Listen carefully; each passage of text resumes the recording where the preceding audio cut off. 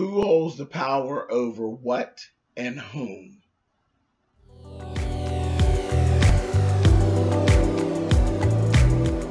And I'm like, come on through, Cookie. I want to put my soapbox. That's basically it. Let's talk about drag and all its forms.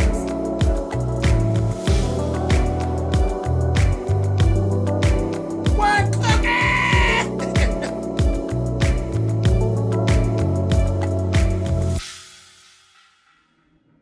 Okay, guys, we're back. The break is over. It's 6 months later in Pope time, okay, from where we were when we left off at the winter break. Olivia's actually sitting down with Papa Pope, actually having dinner, and you can tell he's actually enjoying spending time with his daughter, you know, without all of the back and forth that they used to have all the time. But then we found out shortly after that, Miss Olivia's keeping secrets like she usually does. She's still fucking Jake. Jake's actually living in Papa Pope's house and sneaking over, and him and Olivia still having relations and carrying on. But she don't come over to the house and all that. I'm like, she's just a mess. Just that whole little thing is a mess. Anyway, we got this whole thing going on with this Diane Peters, who is actually, she's the head of the NSA, okay? And there's this Project Mercury. These files have actually been stolen. They're top secret. It's a top secret spy program. Has been stolen from out of her computer. She was hacked, and they are actually thinking that this guy Billy William Torrance, her and him was screwing on a down low, and it was a very stupid mistake of her to actually be screwing around with him, and then for this stuff to fall into the wrong hands. It's her job and her ass on the line, really. So that's the whole thing that's going on. She is actually getting in touch with Olivia, and she swears the damn that it's not him, that he didn't do it, this, that, thing, and the other. So they're running all around, background checking him. They're all, of course, you know, Pope with associates, they're all in his shit, trying to see, you know, because it looks so obvious that he's like a tech guy, so it's so obvious that he would be the one that's actually doing it. So naturally, this has actually hit the White House as well. So there was actually a reporter that had said something to Abby, and they're going back and forth, and he mentions to Abby about Project Mercury. She knows nothing of it. Cyrus is not being very helpful to Abby at all, okay? Not at all. And he ended up calling Liv at some point, and they kind of had a little conversation, but it was kind of weird. It wasn't how they used to talk. And he actually asked Liv, did she think that Abby was able to really handle the pressures of what that job is? She says, yeah, absolutely. Abby can handle it, but don't walk off and leave her just yet. Don't walk off and leave her, but she can handle it. So naturally, the White House has their people on it. Fitz actually brought in Jake, okay, because of course, you know, everything dirty that goddamn Fitz knows about. So he has Jake working on his side to try to figure out what's all going on. And it ends up that when they go to search this guy's house, the gladiators actually run into Jake in the house, and Jake's like, it's him. He's the one. He did it. I got his cell phone. Boom. Y'all were too late. Jake talks shit to Olivia. Is like, oh, so we were on the same thing. Basically, I win, you lose. Your people were wrong. You know, he was the person. He's the whistleblower. This, that, thing, and the other. So that all went down.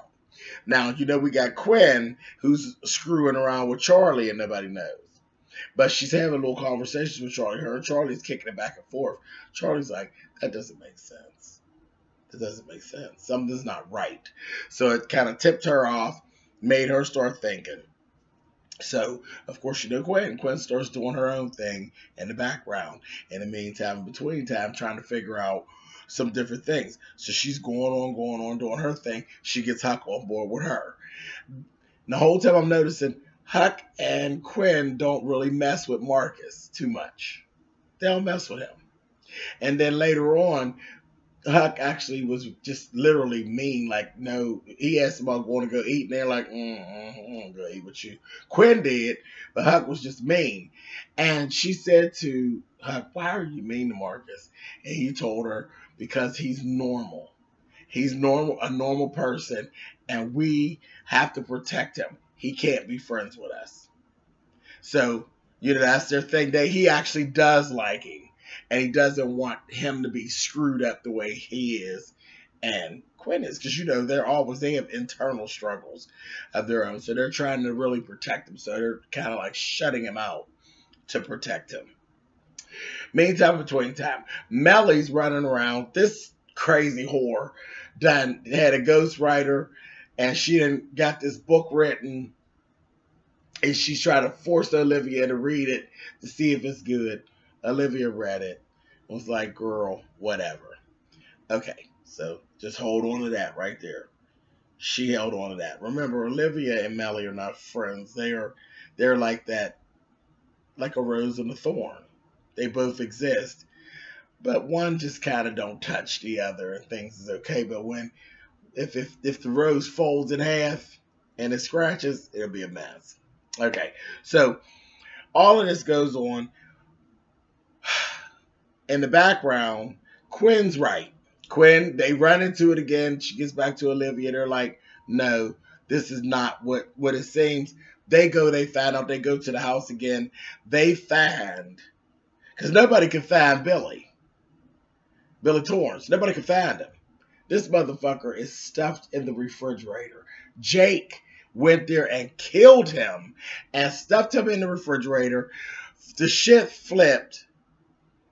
They fire Diane Peters.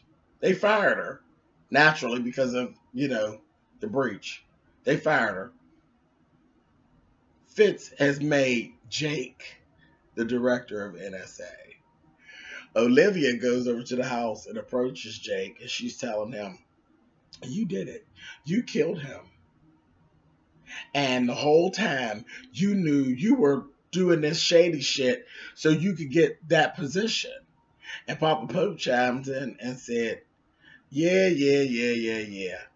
You can go rat us out, or you can go and claim the power that is yours.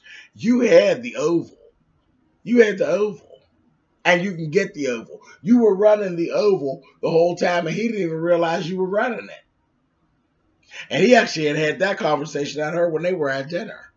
Basically telling her about the power that she had, and he knows that she enjoyed having the power and knowing that she was literally running the country. Low-key running the country. So he put that in her ear. She sat and she looked at it and she thought about it. And the last thing we seen in this episode was that goddamn Olivia. Again. Okay, so Jake has made his power play. And Jake has his power put in motion, him and Papa Pope. They got their shit in motion. And Olivia, I thought I didn't know where she was going to be at with this whole thing. But then Olivia made a power play and got her shit lined up. Next, we see her talking to Mellie. And she tells Mellie, yeah, I read your book. But that's not the book that people want you to write. That book is easy. That book is something people are going to forget. This is what you should write about. Because you want to be the president, this, that, thing, and the other. So I'm sitting there looking. I said, Mellie has got to be the biggest idiot in the world. She literally, Olivia's lining herself right on that with Mellie. And she'll make herself look like she's Mellie's friend and get right back in there. Because Fitz is going to be coming out of the Oval. His time as president is going to be over. That damn Olivia, I believe, is going to go ahead and line herself up to be right there, right-hand man to Mellie. And Mellie's going to become the first female president. And Mellie is, Olivia been wounding and swooning Mellie forever. She'll be right back and be running the oval again right through Melly. Power plays. That's all that was going on in this. Everybody was getting all their power lined up and designated. But I truly believe that Olivia's going to use Melly just like a puppet. Just like a puppet. And I'm so here for it. Anyway, that's it. That's basically all that went on with this episode. So, that's it. Thumbs up, thumbs down. You know how that all works. And I'll see you guys next week. Bye, guys.